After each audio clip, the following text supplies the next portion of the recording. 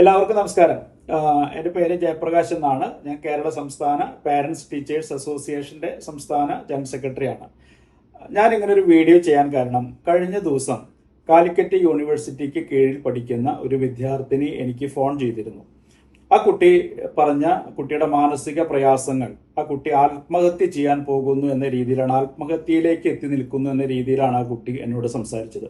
ആ കുട്ടി മാത്രമല്ല, ഒരുപാട് കുട്ടികൾ ഇത്തരം കാരണങ്ങൾ പറഞ്ഞു വിളിക്കുന്നു. ഇതിന്റെ പ്രധാന കാരണമായി അവർ ചൂണ്ടിക്കാണിക്കുന്നത് സെമസ്റ്റർ പരീക്ഷകൾക്കും ഇന്റേൺഷിപ്പിനും കൃത്യമായ ഇടവേളകളില്ലാതെ കുട്ടികൾ കഷ്ടപ്പെടുന്നു എന്നുള്ളതാണ്. അതുമാത്രമല്ല, കുട്ടികളെ കാലിക്കറ്റ് യൂണിവേഴ്സിറ്റിയുടെ പരീക്ഷണ വസ്തുക്കളാക്കി മാറ്റുന്നു എന്നുള്ളതാണ് അടുത്ത പ്രധാനപ്പെട്ട മറ്റൊരു കാര്യം നമുക്ക് ചൂണ്ടിക്കാണിക്കാനുള്ളത്. ഇവിടെ കുട്ടികൾക്ക് പരീക്ഷകൾക്കും അതുപോലെ ഇന്റേൺഷിപ്പിനും സമയമില്ലാത്തത് കൊണ്ട് പരീക്ഷകൾക്ക് പഠിക്കാൻ കഴിയുന്നില്ല. ഒരേ സമയങ്ങളിലാണ് രണ്ടും നടക്കുന്നത് എന്നുള്ളതാണ് കുട്ടികളുടെ പരാതി.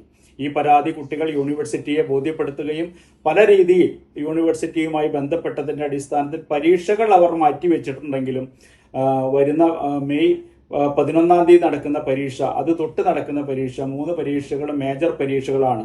കുട്ടികളുടെ ഇന്റേൺഷിപ്പ് കഴിഞ്ഞിട്ടില്ല. വലിയൊരു തുക കൊടുത്തുകൊണ്ടാണ് കുട്ടികൾ പല സ്ഥലങ്ങളിലും ഇന്റേൺഷിപ്പ് ചെയ്യുന്നത്.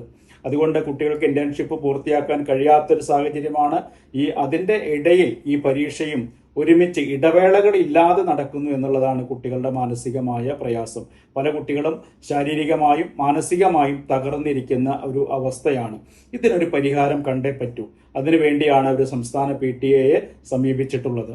ഞങ്ങൾ അതിനുള്ളൊരു ശ്രമത്തിലാണ്. എനിക്ക് എല്ലാ കുട്ടികളോടും പറയാനുള്ളത്, ആത്മഹത്യ ചെയ്യുക എന്നുള്ളതല്ല നമുക്ക് ആവശ്യം, കണ്ണീരൊഴുക്കുക എന്നുള്ളതല്ല നമുക്ക് ആവശ്യം, പോരാടുക എന്നുള്ളതാണ്. അതിന് നിങ്ങളോടൊപ്പം സംസ്ഥാന PTA യും അതിനു മുന്നിൽ ഞാനും ഉണ്ടാകും എന്നുള്ള ഉറപ്പ് നൽകിക്കൊണ്ട് നിർത്തുന്നു. നന്ദി, നമസ്കാരം.